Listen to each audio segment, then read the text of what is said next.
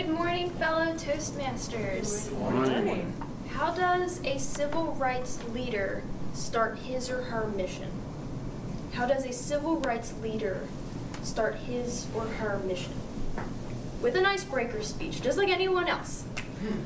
Before his I Have a Dream speech, and before battling racism and segregation on the national stage, the great Dr. Martin Luther King Jr. had to start somewhere. In my speech today, I will be talking about the December 5th, 1955 Montgomery bus boycott speech. Now, this is a content-rich speech, and I would not do it justice by summarizing this speech. So instead, I'm going to give you the context of this speech and some of the challenges that MLK grappled with when preparing this speech.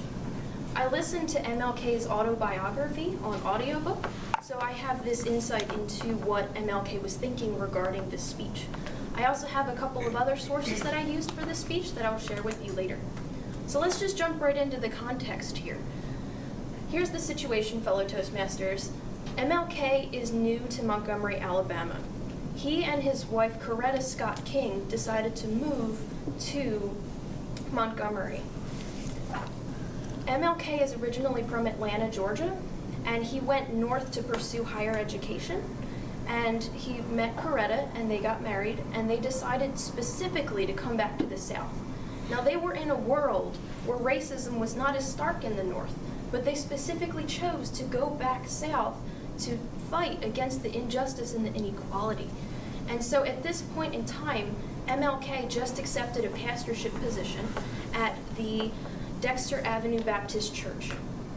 Now, the context of the speech: 4 days before MLK's icebreaker, Mrs. Rosa Parks was arrested for not giving up her seat on a Montgomery bus to a white person. The African American community in Montgomery mobilized and set up a bus boycott. So the morning of this icebreaker speech, December 5th, was actually the first day of the bus boycott. So just that morning, December 5th, the boycott, 90% of the African Americans refused to ride the buses. This was a wild success of a boycott.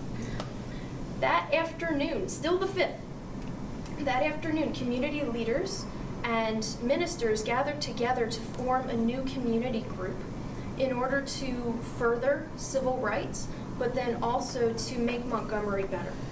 And so this new community group is going to be called the Montgomery Improvement Association, and they elected MLK to be their president. Still the 5th, that evening, there is a community meeting that is scheduled to discuss, will we continue this boycott, or was this like a one-day thing? And so MLK, being the president of this new community group, was necessary to address the crowd. So imagine being in MLK's shoes. You are new to town. You were just elected president of this community group. And this is a community group of people that are fired up and ready to fight for their rights after being downtrodden for so long. What do you say? But even then, you only have 20 minutes to prepare your speech. And ultimately, your audience is going to be thousands of people. How do you introduce yourself? This is your icebreaker.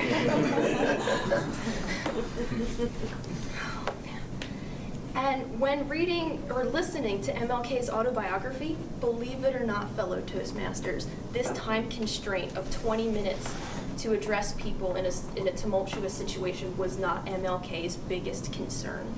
MLK's biggest concern was, what do I say? How can I encourage people to be fired up to fight for their rights, but how can I help them from going out of control, from burning without orders? So here are some words specifically from MLK as he was grappling with this, of how to phrase this and what to say. How to balance a militant tone to keep people aroused enough for positive action, yet moderate enough to keep fervor within Christian boundaries. What can I say to keep them courageous and prepared for positive action, yet devoid of hate and resentment? Could it be possible to combine militant and moderate in a single speech? This is the challenge of the December 5th Montgomery bus boycott speech. What do you say? How do you introduce yourself to this crowd? This is the cliffhanger that I will leave you on, my fellow Toastmasters. What did MLK say? Was he able to combine the militant and the moderate in one speech? Just this morning, I emailed everyone. I think it went through. So you should have in your inbox a link to the full speech. As I mentioned in the beginning of the speech, I would not be able to do it justice just to summarize the speech or pick pieces out for you. So I highly encourage you to just go in your inbox and read this feat of a speech. You now have the context surrounding that MLK came back to Montgomery because he chose to be. You now know that this is where he stepped out onto the national stage and started helping the community of Montgomery start fighting for equality. The final thought that I will leave you with is that the icebreaker speech went over very well, and MLK received more positive feedback than he had anticipated. Not bad for an icebreaker speech, and again stepping out on the national stage. And to think this is not even one of MLK's most memorable speeches. Thank you.